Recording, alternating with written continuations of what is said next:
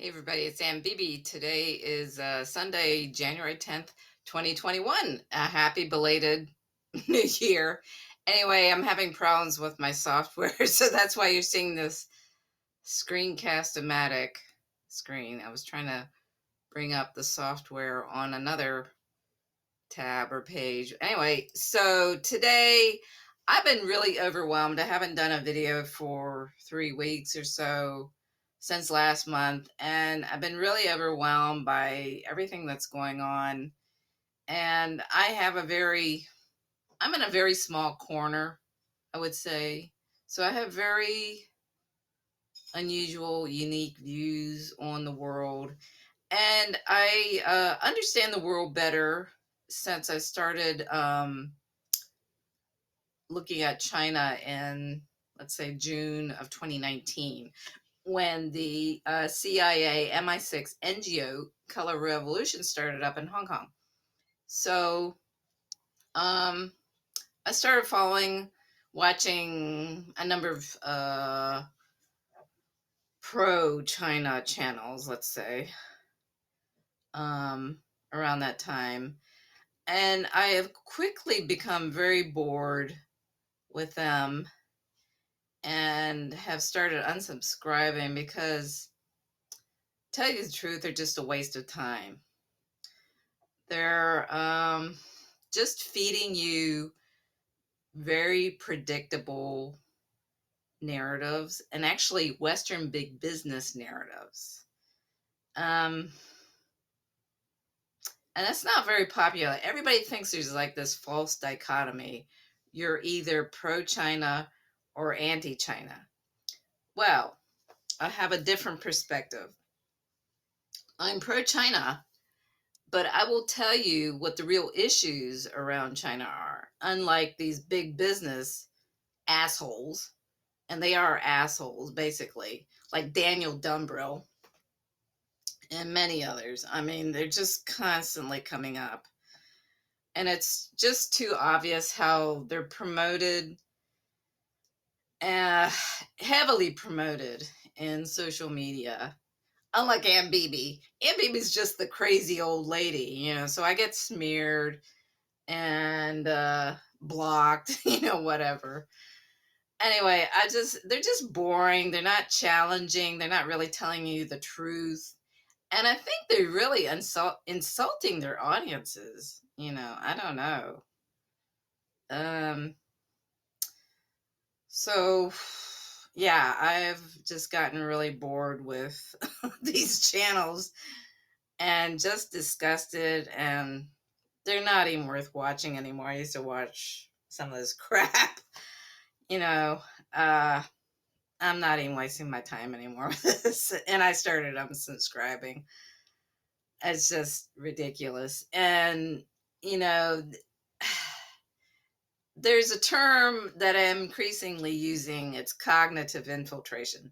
So what these guys do, they're frenemies. The term frenemies, like it's an enemy pretending to be a friend. Yeah, they're frenemies. So they're pretending to be pro-China, but really they're sort of wolves in sheep's clothing. They're sort of inserting themselves, and they're influence peddlers. So they're trying to get people inside China to be more accepting of business and corporate culture. And a lot of that is to do with identity politics. And they'll say, oh, well, the West is just racist to the Chinese people.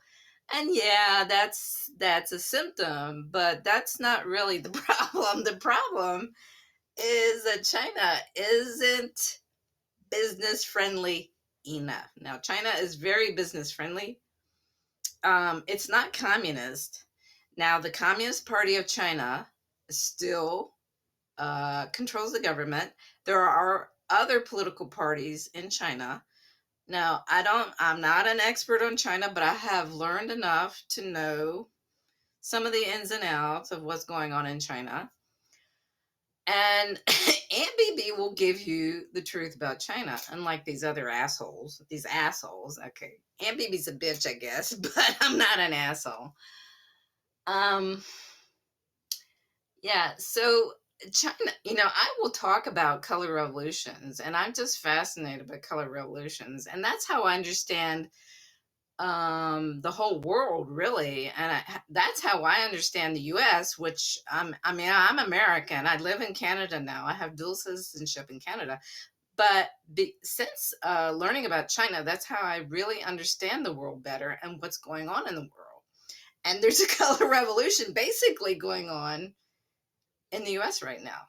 So it's kind of like a self coup. So it's like a color revolution against itself, against the people of the US, really.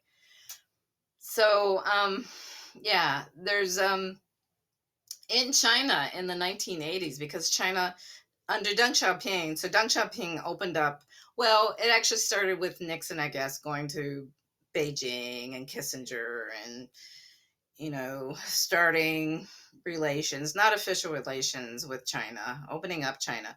And then under Deng Xiaoping, the Carter administration recognized China. So then there were official relations, and that's when China started opening up. And once you get business interests there, and this was Kissinger's goal and Nixon's goal, really, and to use the China card against the USSR at the time. But getting big business into China, that's still the big threat to China, is big business. And in the 1980s, there was actually a neoliberal, savage capitalist think tank in Beijing.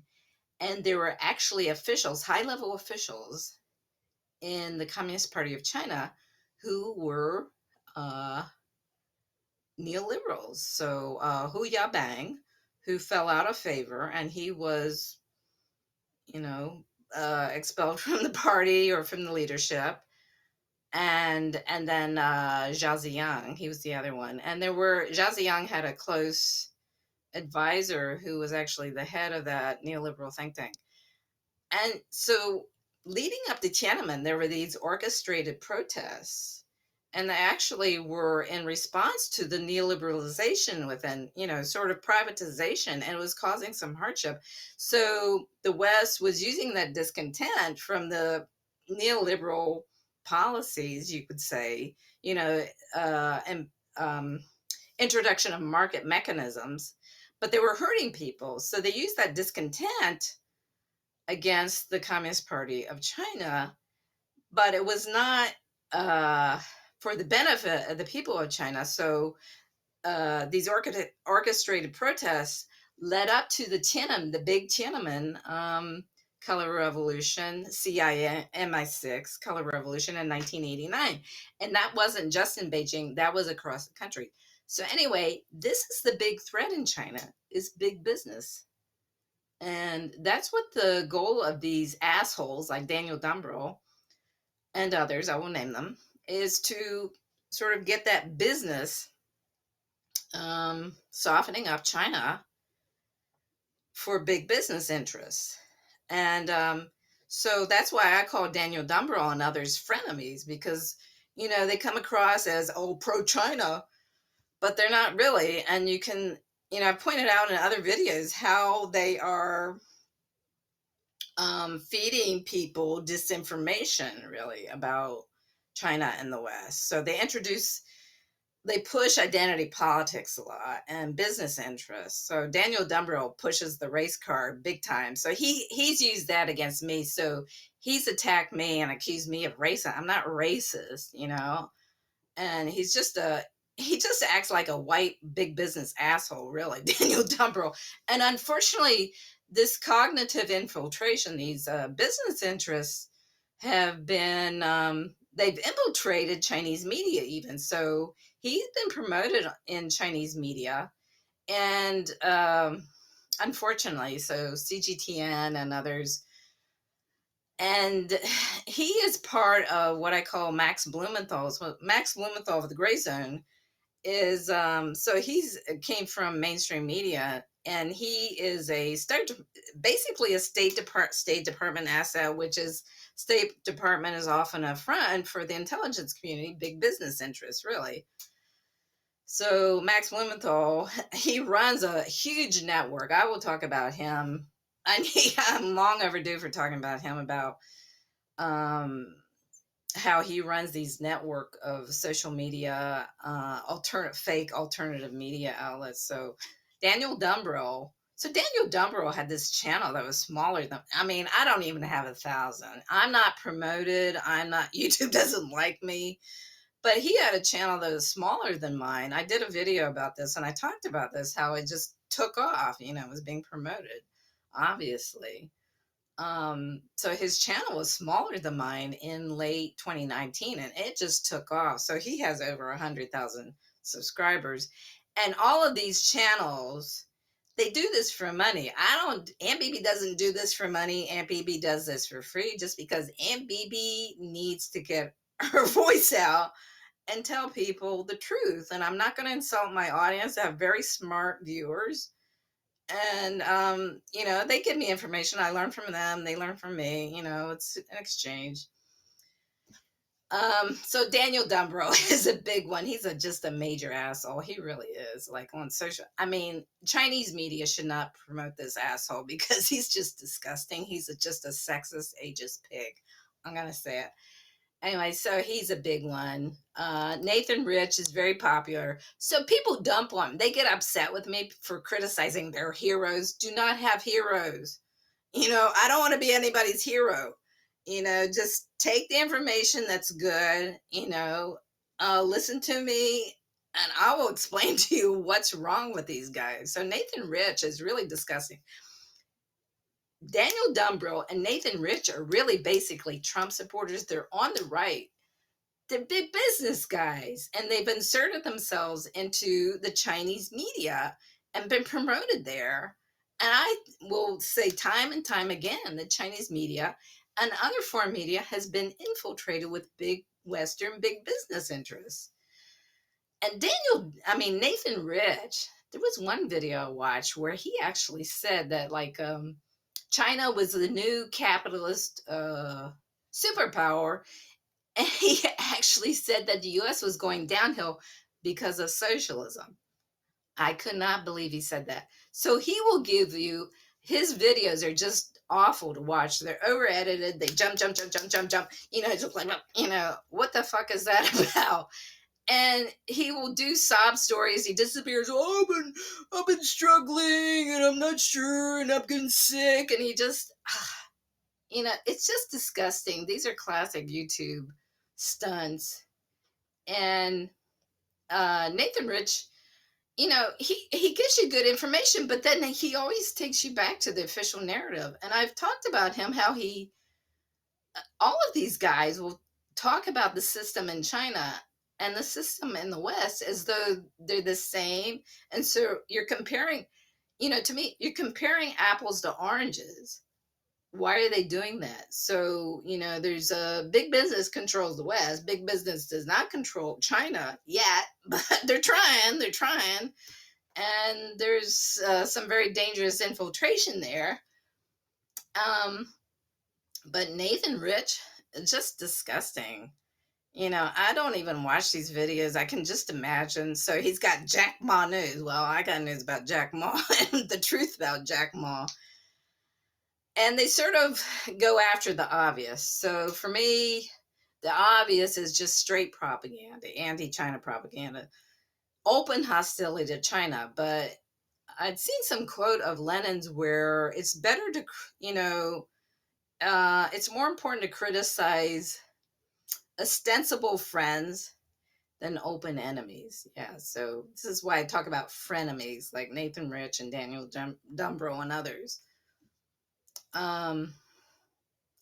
Yeah, so, he'll give you little bits of truth, and I can't watch these videos, and they lend credibility to opposition, and they push a lot of Western big business corporate agendas, unfortunately, and that's what you will see in a lot of, there's a lot of good Chinese media. I will watch, they've done very good documentaries about the war of terror inside China using radicalized Uyghurs, the West radicalized Uyghurs. Very good documentaries about, the acts of terrorism, carried out inside China. Very good video I watched once about the Huawei executive who's being held in Canada right now. So I watch all this. I watch the Chinese media and I follow Chinese media, but there's just way too much big business crap included in Chinese media. So it's just all the social media, fake alternative media, and it's starting to merge with mainstream media. And I don't understand why a lot of people who are supposedly pro-China, like they'll follow Western mainstream media and say, well, that's not right. They're talking about China, what they say about China, but then they believe that all the other crap. Well, Western mainstream media is just a bunch of pathological liars. So if you're believing, why would you believe their lies? I mean, about other topics if they're lying about China? That's what I don't understand. Anyway, there's so many channels like this that are promoted and they grow abnormally fast. Like, one of them was, I've been tipped off. So this channel, uh, some like a year or some months ago, it was brand new and it just instantly just took off. Like, that's not normal. So they often cross promote with other fake pro China figures. And this Key Bros, these are a couple of dudes from Hong Kong, and their guests always do this. Okay? Got it. Okay? I mean, just these little stunts. And then this guy, he's a Canadian, he's Chinese, I guess, from Canada. And, so they do like travel logs or whatever in China. Okay, this is what China's like. Okay, great. But they don't really talk about issues facing China, big business. Oh, yeah, Carl Jha. Carl Jha is a guy I first picked up on when I was following China back in 2019. And it's kind of weird because, okay, Carl Jha, his family left. His parents are basically neoliberal economists who went to Chicago before Tiananmen. And then he, as a teenager, moved to Chicago after Tiananmen because his parents didn't like the Communist Party. They didn't like what was going on in China. Got it. So I call him a Chinese gusano, which means gusano is a Cuban term for a worm, a traitor. So he inserts constantly disinformation, sort of big business propaganda. And it's like, people don't pick up on this. It's like, I say to people, are you actually listening to these guys? So Carl Jha posted a photo on Twitter when I first followed him in 2019 of himself with a guy dressed up like Chiang Kai-shek. And I said, really? Is that Chiang Kai-shek? And he said, yeah, that's the Generalissimo himself. And he was proud of it. And I thought, well, Chiang Kai-shek was extremely corrupt. And he was a Western big business puppet, really. He was a Western puppet. And that's Carl Jha. But Carl Jha, he's another Max Blumenthal asset. This huge network. I will talk about that in another video. And he's actually become he's really become a mainstream. So he was invited on to Sky News to talk about I guess Uyghurs. I can't remember what it was, but yeah, Carl Jha and Daniel Dumbrill. So they cross promote, and they've actually invited Uyghur. They call them activists. These are Western big business intelligence agency assets, regime change assets, but they call them activists. So what the disinformation, these cognitive infiltrators, what they do is they lend credibility to the opposition. So that's Carl Jha. Carl Jha is disgusting. Actually, I know I have a contact who has met Carl Jha, and so I know a bit more about Carl Jha. He's disgusting. All these people, they promote identity politics, so they always distract with, oh, the West is being racist to the Chinese. Well, yeah, the symptoms are racist, but that's not the real issue. Yeah. So anyway, Carl Jha, that's another one. this guy, he's a Canadian, Chinese, I guess, Canadian in China. So he does travel logs and other stuff. So it's kind of obvious stuff. Key Bros, yeah, Hong Kong. Nathan Rich, yeah, he's American in China, big deal. Oh, another thing is about these guys is that, yeah, somebody joked, yeah, so if you're diddling a Chinese woman, that doesn't really make you an expert on China. Another guy does this, Cyrus Janssen. So he's this idiot golfer business guy, of course. So he's lived in Hong Kong and maybe the mainland. I can't remember. Um, he's even newer than I am, talking about China, and he lives in Vancouver. He knows fuck all. Frank, excuse my language, but he knows fuck all about either U.S., Canadian politics, or Chinese politics. Fuck all. Cyrus Janssen, he's an idiot. And they're just insulting their audiences. So they're doing it all for money. This is all for money. Cyrus Janssen, this asshole. So he was promoted in a Facebook group I was involved in. And I would point out the problems with his videos, and he had like a support. These women, they just came after me and attacked me for criticizing their Saint Cyrus. Yeah, Saint Cyrus. Okay. Another new one. So this is a young kid from Richmond, my home state, Virginia, Richmond, Virginia. So his name is Roy. I can't remember his family name. So he's sort of a mix of Korean, Chinese, and he just reappeared on Twitter. He had two Twitter accounts that were purged, and he just suddenly he is one of two accounts that just suddenly reappeared magically on Twitter, and his tune has changed dramatically. So he was a nice kid, really. Young guy from Richmond, Virginia, Roy. I mean, I know that's his name, Roy. And I called him out on Twitter, and he blocked me right away. As soon as I said he had gone on to Carl Jaw's channel some time ago. And I said, well, you went into Carl Jaw's channel and you smelled the money, and that was it. So he claims he's Bolshevik. It's bullshit. He's promoting corporate agendas now. It's like, basically sheepdogging again for this DNC. So this latest video. So he's on there with Carl Jaw, and there's so many others. I mean, I couldn't, it's just awful. So he claims to be a Bolshevik rapper, but he's basically corporate. Sheepdog, DNC sheepdog. Yeah, that's Roy. I'm going to call him Roy. That's his name. Any others? I don't know. There's so many others. So, people would kind of tip me off to, oh, there's another pro-China channel that you should watch, but they're just a fucking waste of time. There's a Captain Cool 007. So this guy, his videos are kind of weird. They're kind of all over the place. So they're interesting sometimes, but none of these guys really you're not going to get a clear picture of China, what's the issues facing China or the world, really. I will talk about the world, geopolitics, so I will connect the dots and what the real issues in the world are. And these guys won't. So they push corporate agendas. Captain Cool 007, so I guess he's from Taiwan. I think he lives in California. I don't know. I don't really watch him that much.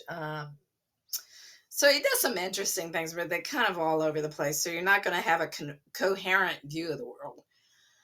So anyway, I'm kind of done with all these guys. I will look them up just to see what kind of bullshit they're posting, but it's a lot of they're just inserting Western narratives, really, to influence the pro-China crowd, distract them, just feed disinformation. So that's why I call them frenemies. So they're ostensibly friends of China, but they're really wolves in sheep's clothing. Wolves in sheep's clothing, pushing Western big business agendas. So MBB has evolved. MBB will continue to give you the truth, the real truth, and nothing but the truth about China and the world, and I'll connect the dots. And I'm not going to play the race card. I'm going to tell you that it's really about economic systems and class distinctions. So the class struggle. So that's what the Chinese Revolution was really about. So even though China's not really communist, it's struggling with the pressures of big business and trying to fend those off. There is some cognitive infiltration I've seen. So you can criticize China, that's okay. But it's important to know that there is a very distinct difference between China and the US. So in China, they have capital markets. It's a market system. It's a mixed market system, but they still have the communist system of central planning. They have state-run enterprises, and they have regulated markets. That's very important, especially the last one, in connection with Jack Ma. And I will talk more about Jack Ma. Very important issue, and most people have missed some things about Jack Ma and the Jack Ma World Economic Forum connection. That's a very important thing to talk about.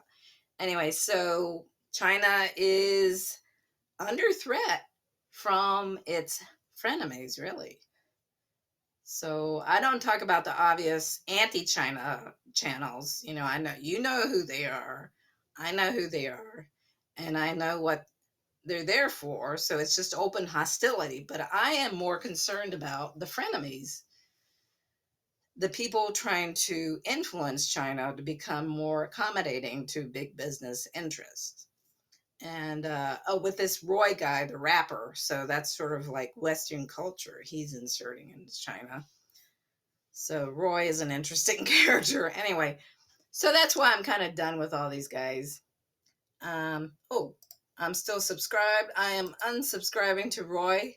I know where he is. I know where to find him, but I'm not going to subscribe to him anymore. I've unsubbed from a lot of these channels. Too many channels. I don't need to watch them. I don't need notifications. Anyway, that's it for now. So thanks for your patience, and I will talk to you again very soon, I hope. So I have a lot of little videos in mind to make about China and the China connection and how I understand the US and the world. Anyway, so thanks for your patience. I will talk to you again soon. Bye. Let's see how I turn this